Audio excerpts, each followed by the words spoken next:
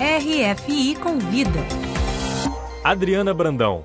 Literatura brasileira e francesa, Brasília, São Paulo, Paris, Manaus, o Brasil de hoje e o Brasil da época da ditadura militar. Esses são os temas que vão nortear o RFI Convida de hoje, na companhia do amazonense radicado em São Paulo, Milton Atum, 3 vezes vencedor do Jabuti e um dos maiores escritores brasileiros da atualidade. Olá, Milton, é um prazer e uma honra te receber aqui nos estúdios da RFI. Olá, Adriana, é um prazer também conversar com você e com os ouvintes da RFI. Milton, você veio a Paris participar de uma série de conferências na Sorbonne. Você inaugura o projeto Embaixadores de Culturas Lusófonas da instituição. Veio falar de sua obra e de suas fontes de inspiração. Como está sendo essa troca com os estudantes franceses, Milton? Então, eu dei uma palestra na Sorbonne, na biblioteca da Sorbonne há poucos dias. Eu acho que há um interesse crescente pela literatura brasileira. Eu conversei sobre o Dois Irmãos, o meu romance, as fontes do Dois Irmãos, sobre Esaú Jacó, do Machado de Assis, e sobre as adaptações do Dois Irmãos em quadrinhos, bande dessinée, e para televisão, a minissérie dirigida pelo Luiz Fernando Carvalho, com o roteiro da Maria Camargo, e para o teatro também. Enfim, foi uma troca de experiências.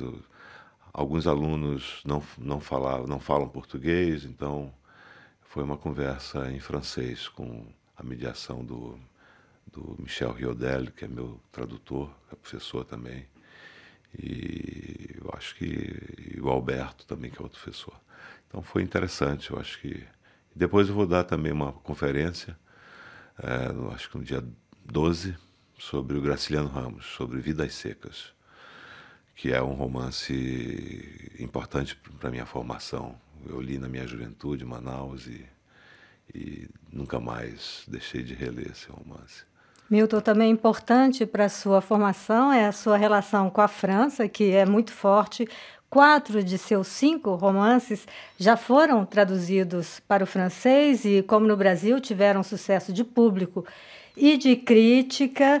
Você recebeu, inclusive, no ano passado, o prêmio Legião de Honra, a mais alta distinção francesa. A literatura francesa foi e continua sendo uma grande fonte de inspiração?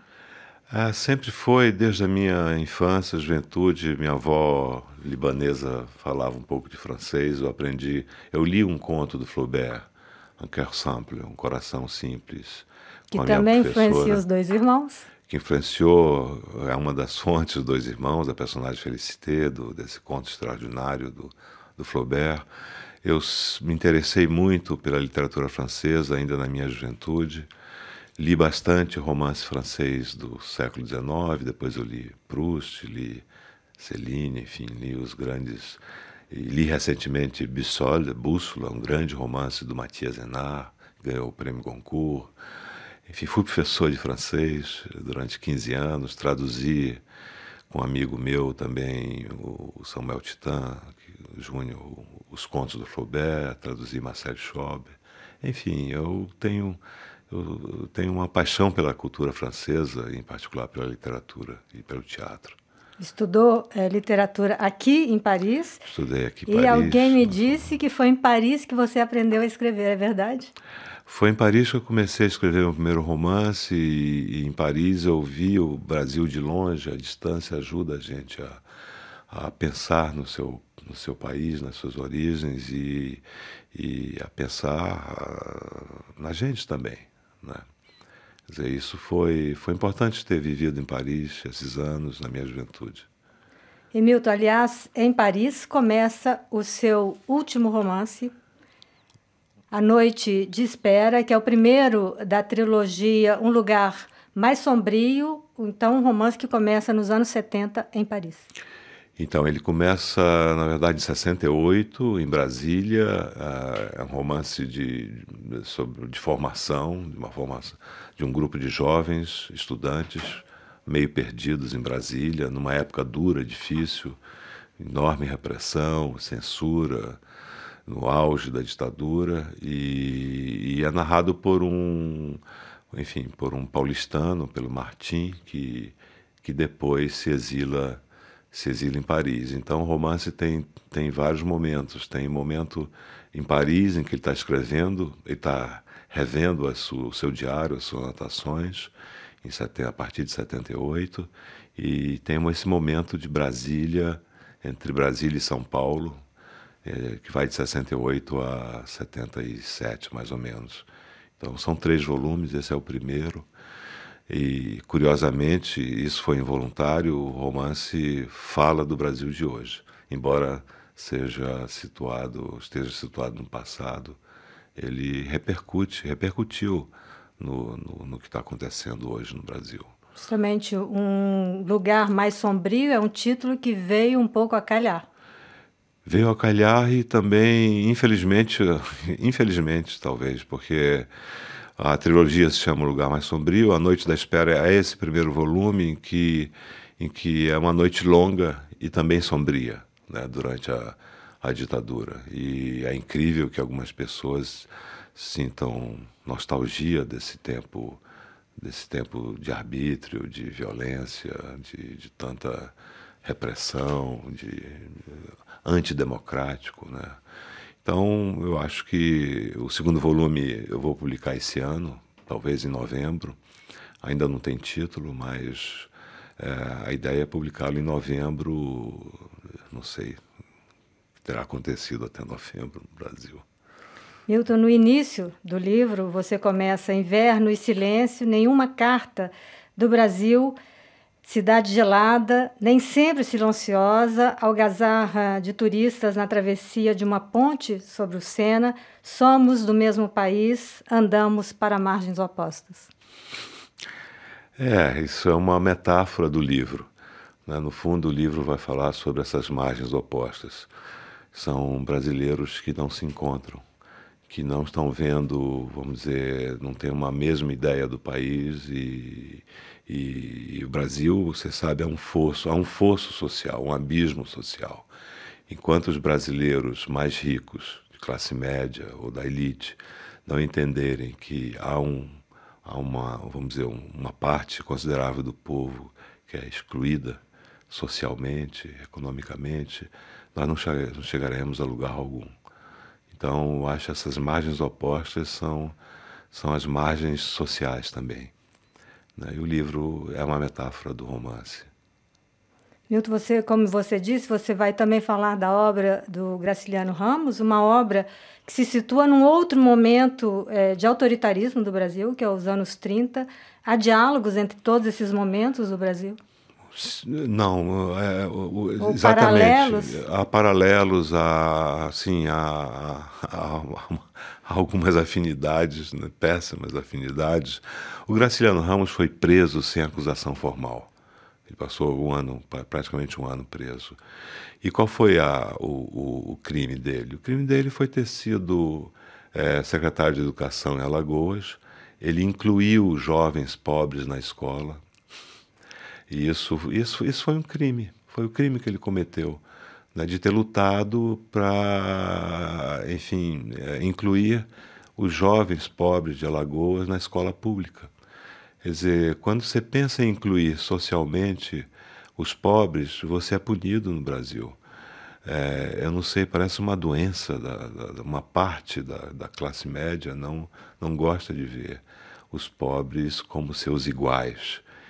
Enquanto a gente não considerar os negros, os pobres, os marginalizados como nossos iguais brasileiros, como dizia o Mário de Andrade, brasileiro que nem eu, nós não vamos chegar a lugar algum. Eu acho que isso para mim é claro. E o Graciliano Ramos, ele elaborou uma literatura poderosa, de alcance universal, e falou profundamente da nossa carência educacional, da incompreensão, né, dessa incompreensão, da impossibilidade do pobre frequentar a escola, de poder pensar, de poder, enfim, pensar a sua existência, pensar criticamente a sua existência. Vidas Secas é um romance incrível, um dos grandes romances de língua portuguesa, assim como São Bernardo, Infância. Tudo que o Graciliano escreveu tem é importante. A literatura pode ajudar o Brasil a se reconciliar ou a superar? Eu acho que a literatura, como dizia o Antônio Cândido, grande crítico que faleceu há um ano mais ou menos, a literatura é ainda sempre foi, eu acho que sempre será também um instrumento de conhecimento da realidade, uma forma de conhecimento da realidade. Ela pode ajudar a pensar criticamente a nossa história, a nossa realidade, as nossas contradições que são profundas, o nosso impasse, porque o que o Graciliano escreveu, ele escreveu sobre um impasse, na verdade. E o Brasil está vivendo um impasse nesse momento tão triste, aliás, tão desencorajador. Eu acho que é triste tudo que está acontecendo.